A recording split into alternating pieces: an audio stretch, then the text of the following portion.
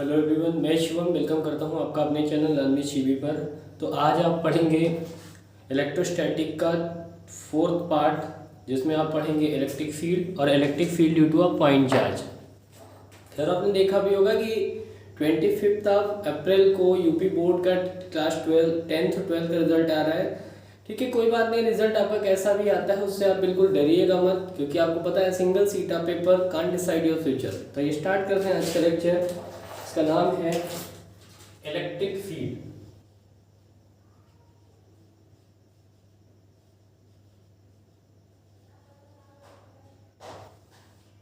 Electric field ये क्या होता है? Field around a charge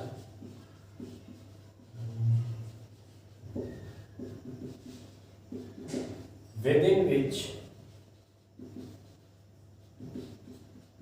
it interacts with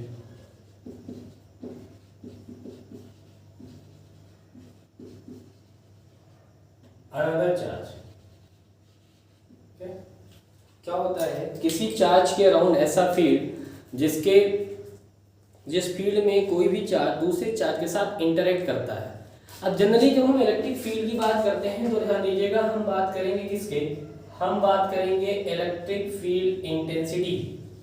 इसकी इलेक्ट्रिक फील्ड इंटेंसिटी जो कि E होता है।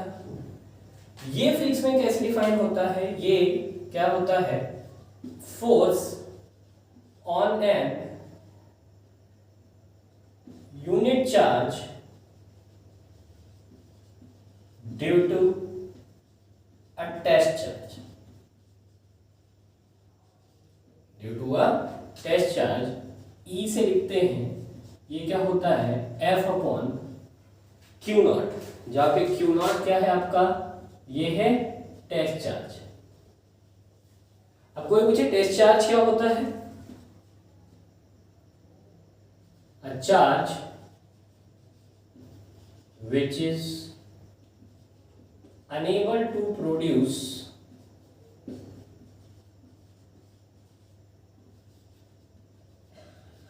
फील्ड। टेस्ट चार्ज क्या होता है? टेस्ट चार्ज एक ऐसा चार्ज होता है जो सिर्फ क्या करने के लिए यूज होता है? जो कोई फील्ड आ रहा है उस फील्ड की स्ट्रेंथ को पता करने के लिए चेक होता है, इसीलिए इसका नाम है टेस्ट चार्ज। ये किसी फील्ड की स्ट्रेंथ को टेस्ट करता है, लेकिन ये खुद की फील्ड नहीं प्रोड्यूस कर पाता है।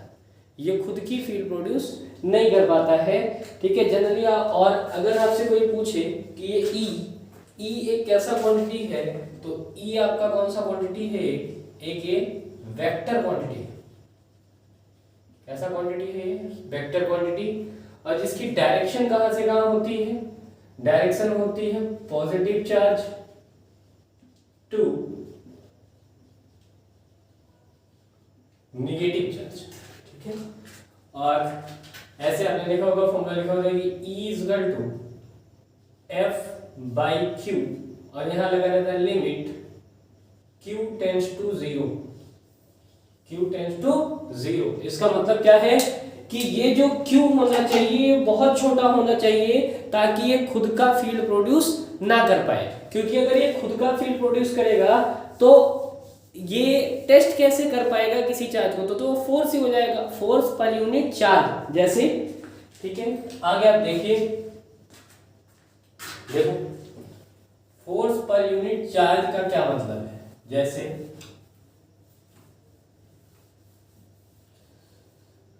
आप मेरी बात को समझिए कि ये एक पॉजिटिव चार्ज है। ठीक, और आपने क्लास 10 में पढ़ा होगा फील्ड लाइंस होती हैं, और अभी मैंने बताया इलेक्ट्रिक फील्ड फील्ड लाइंस के फॉर्म में चलता है। तो आपको पता है ये इसकी फील्ड लाइंस है, ये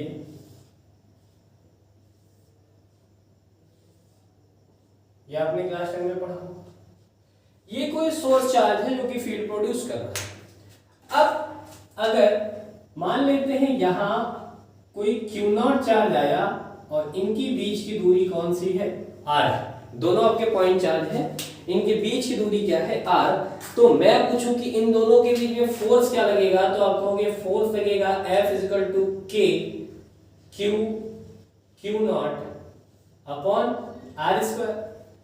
अब मैं इस चार्ज पे फोर्स चाहता हूं due to force on an unit charge due to test charge, मतलब ये फोर्स पर यूनिट टेस्ट चार्ज अगर मैं निकालना चाहता हूं तो आपको पता है ये हो जाएगा के क्यू बाई आर स्क्वायर, और फोर्स पर यूनिट टेस्ट चार्ज ही क्या होता है ई, यानी ई का फॉर्मूला क्या आ गया के क्यू बाई आर स्क्वायर। तो ई का क्या फॉर्मूला होता है के क्यू बाई आर स्क्वायर। ये ई किसके लिए होता है, ये ई ड्यू टू पॉइंट चार्ज, ई ड्यू टू पॉइंट चार्ज। तो जो पॉइंट चार्ज के कारण इलेक्ट्रिक फील्ड होगा उसका फॉर्मूला होगा के क्यू बाई आर स्क्वायर। ठीक है, के क्यू बाई आर स्क्वायर होगा। और अगर कोई आपसे ग्राफ पूछ ले कैसे प्लॉट करेंगे, ये देखो ग्राफ कैसे प्लॉट करेंगे ई और आर के बीच का, तो ये कैसे प्लॉट होगा, ये ग्राफ कुछ ऐसे प्लॉट होगा। इसका मतलब जैसे जैसे आर बढ़ेगा ई घटता जाएगा। ठीक है, जैसे जैसे आर बढ़ेगा ई क्या होता जाएगा आपका, घटता हुआ चला जाएगा। ठीक, अब देखो, अब आपको पता है कि आपको, ठीक है, अब पढ़ते हैं इलेक्ट्रिक फील्ड लाइंस। ठीक है, इलेक्ट्रिक फील्ड लाइंस ये क्या होती है, इलेक्ट्रिक फील्ड लाइंस या इसी को बोलते हैं line of force, line of force. इसको माना जाता है कि दिया था किसने, माइकल फैराडे ने। ध्यान दीजिएगा, इलेक्ट्रिक फील्ड लाइन को लाइन ऑफ फोर्स बोला जाता है, लेकिन मैग्नेटिक फील्ड लाइंस को लाइन ऑफ फोर्स नहीं बोल सकते, क्योंकि इलेक्ट्रिक फील्ड की डायरेक्शन आपको पता है पॉजिटिव चार्ज के लिए जो इलेक्ट्रिक फील्ड की डायरेक्शन होती है उसी डायरेक्शन में फोर्स लगता है। लेकिन मैग्नेटिज्म में ऐसा नहीं है कि जिस डायरेक्शन में चार्ज मूव कर रहा है उसी डायरेक्शन में फोर्स लगेगा, फोर्स हमेशा दोनों के परपेंडिकुलर लगता है। तो मैग्नेटिक फील्ड लाइंस को आप लाइन ऑफ फोर्स नहीं बोल सकते, लेकिन इलेक्ट्रिक फील्ड लाइन को लाइन ऑफ फोर्स बोल सकते हैं। कोई पूछेगा ये क्या होता है, तो क्या होता है, it is an imaginary line which originates from positive charge and ends at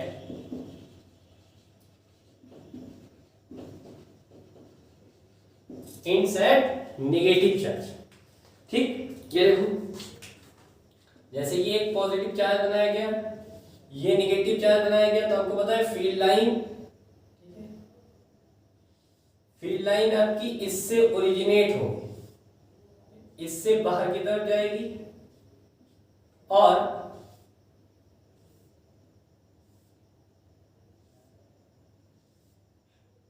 इससे अंदर की तरफ आएगी। ये तो ऐसे फील्ड लाइन चलती है, पॉजिटिव चार्ज से बाहर की तरफ और नेगेटिव चार्ज पे अंदर की तरफ। ठीक है, पॉजिटिव चार्ज से बाहर की तरफ और नेगेटिव चार्ज पे अंदर की तरफ। ठीक है, अब ध्यान से देखिएगा, कुछ प्रॉपर्टीज होती हैं फील्ड लाइंस की, फील्ड लाइंस की कुछ प्रॉपर्टीज होती हैं, क्या क्या, ठीक है, देखो कोई पूछेगा प्रॉपर्टीज क्या क्या होती हैं किसकी,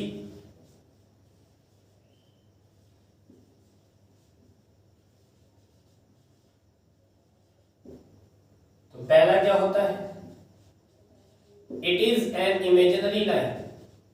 ठीक है, it is an imaginary line.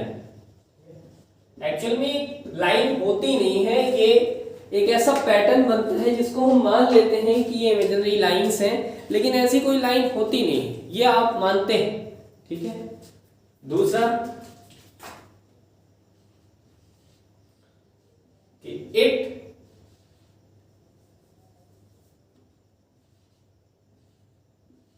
does not intersect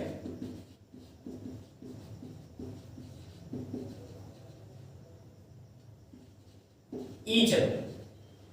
ठीक है, third tangent to the field lines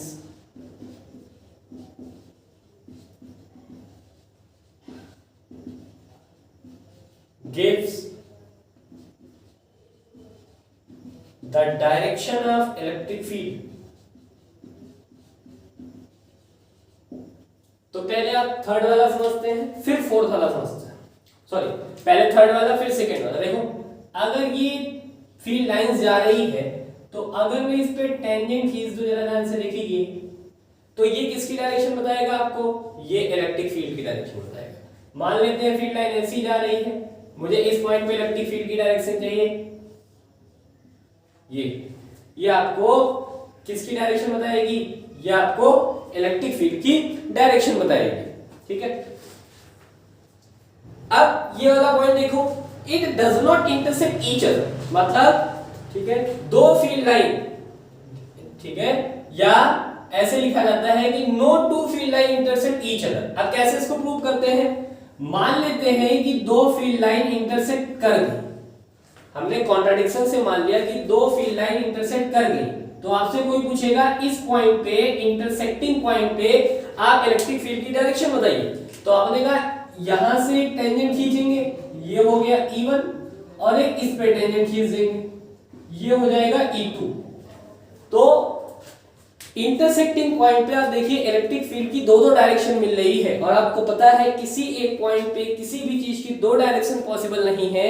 इसी से कहा जाता है कि नो टू फील्ड लाइंस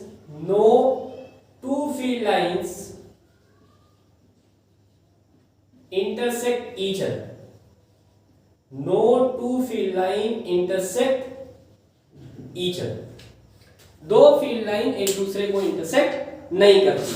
ठीक है, अगला पॉइंट, फोर्थ पॉइंट,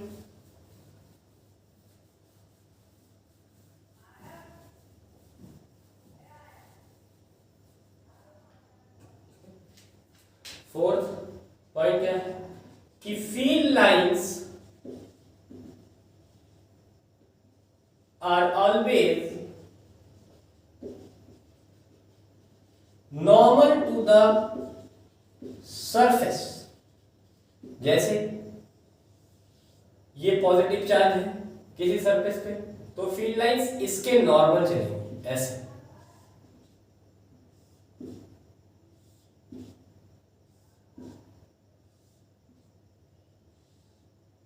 नॉर्मल का सेंस है कि ये सारी लाइन सेंटर से होके जाएंगी, ये देखिए,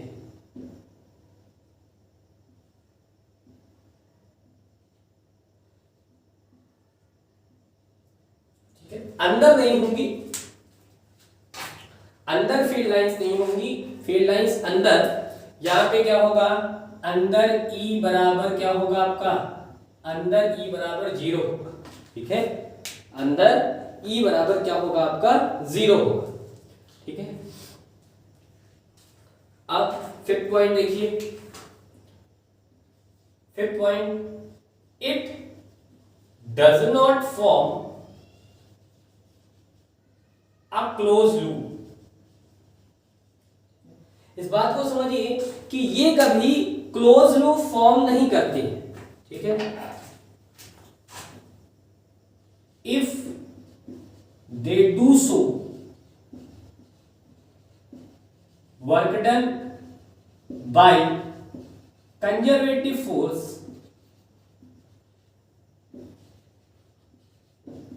in a closed path will not be zero, which violates the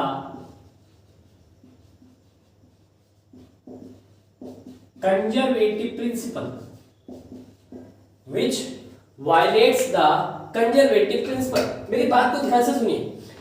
आप बताइए क्या ऐसा हो सकता है कि एक ही बॉडी पॉजिटिवली चार्ज भी हो, नेगेटिवली चार्ज हो? मैं ये नहीं कह रहा हूं कि उस पे इलेक्ट्रॉन और हो और प्रोटॉन दोनों हो, मैं ये कह रहा हूं क्या वो एक ही बॉडी पॉजिटिवली और नेगेटिवली चार्ज दोनों हो सकती है? तो आपने कहा नहीं हो सकता, लेकिन एक ही मैग्नेट पे नॉर्थ पोल और साउथ पोल दोनों पाया जा सकता है। तो अगर आपसे कोई पूछे क्या magnetic field line close loop form करेगी, तो आप बिल्कुल बोलेंगे हाँ magnetic field line close loop form करेगी, लेकिन कभी भी electric field line close loop form नहीं करेगी, क्योंकि आपको पता है अगर ये पॉजिटिव चार्ज है और दूसरा नेगेटिव चार्ज है तो नेगेटिव चार्ज किसी और बॉडी पे होगा। मतलब मैं क्या कहना चाह रहा हूं कि एक ही बॉडी पे दोनों चार्ज नहीं हो सकते, दो अलग अलग बॉडी पे तो डिफरेंट चार्ज होंगे। तो अगर फील्ड लाइन यहां से यहां जा रही है, तो आपको पता है अगर फील्ड लाइन यहां से यहां जा रही है, क्लोज लूप बना रही है, आपके हिसाब से अगर ये क्लोज लूप बना रही है तो क्लोज लूप बनाने से दिक्कत क्या होगी, तो आपको पता है अगर ये क्लोज लूप बनाएंगी, ठीक है, अगर ये क्लोज लूप बनाएंगी तो होगा क्या, ठीक है, अगर ये क्लोज लूप बनाएंगी तो आपको पता है कि जो डिस्प्लेसमेंट है फील्ड लाइंस का वो कहीं ना कहीं होगा, यानी कभी भी यहाँ पे वर्क डन जो होगा वो जीरो नहीं होगा, वर्क डन क्लोज पाथ में जीरो नहीं होगा, क्योंकि हम एक बॉडी से दूसरे बॉडी को जा रहे हैं, क्योंकि हम एक बॉडी से दूसरे बॉडी को जा रहे हैं, मतलब एक चार्ज से दूसरे चार्ज को जा रहे हैं। या आप सिमिलरली ऐसा समझ लीजिए कि अगर ये ऐसा करेंगे तो work done by conservative force zero नहीं होगा, और अगर work done by conservative force zero नहीं होगा क्लोज पाथ में, तो आपको पता है कि ये वायलेट करेगा किसको, कंजर्वेटिव प्रिंसिपल को, ठीक है, ये कंजर्वेटिव प्रिंसिपल को वायलेट करेगा, ठीक है। और लास्ट पॉइंट इसको डिस्कस करते हैं, लास्ट पॉइंट, और आज के लिए इतना ही करेंगे। लास्ट पॉइंट कि इलेक्ट्रिक फील्ड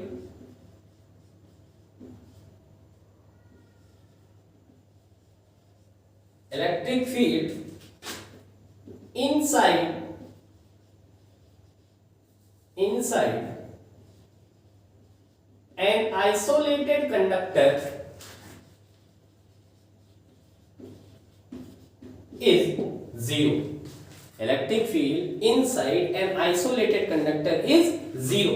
जैसे ये कोई कंडक्टर है, मैंने आपसे पूछा इसके अंदर E कितना होगा, इसके अंदर E क्या होगा, जीरो, ठीक है।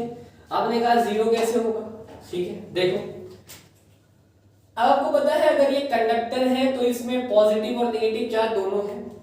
मान लेते हैं मैंने बाहर की तरफ फील्ड अप्लाई की, देखो तो आपको पता है जब मैंने बाहर की फील्ड अप्लाई की और इलेक्ट्रिक फील्ड की डायरेक्शन क्या होती है, पॉजिटिव टू नेगेटिव चार्ज, तो आपको पता है यहां से जो पॉजिटिव चार्ज होंगे वो इस साइड भागने लगेंगे और जो नेगेटिव चार्ज होंगे वो इस साइड भागने होंगे। अरे आपको पता है ना कि force on a positive charge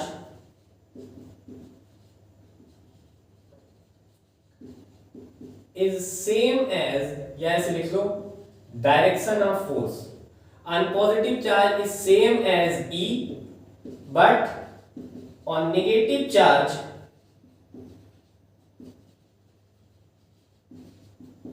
it is opposite as E. E के अपोजिट मान लेते हैं बाहर से फील्ड अप्लाई की गई, जरा ध्यान से देखो, तो आपको पता है यहाँ पे जो पॉजिटिव चार्ज थे वो इधर भागने लगेंगे और नेगेटिव चार्ज इधर भागने लगेंगे, तो आप देखिए अंदर एक और फील्ड जनरेट हो जाएगी, ये ठीक है, अंदर एक और फील्ड जनरेट हो जाएगी। तो अगर मैं आपसे कहूं कि नेट फील्ड, या ऐसे देखो मैंने यहाँ पे फील्ड अप्लाई की इधर से E, तो ये इधर जाने लगा तो एक इधर फील्ड और आ जाएगी, तो नेट फील्ड इधर कितना हो गया, नेट फील्ड इधर कितना हो गया, जीरो। तो ये बात ध्यान रखिएगा कि net field inside an isolated conductor is zero. लेकिन अगर ध्यान से देखिए अगर इसी कंडक्टर को मैंने बैटरी से कनेक्ट कर दिया तब यहाँ पे E जीरो नहीं होगा।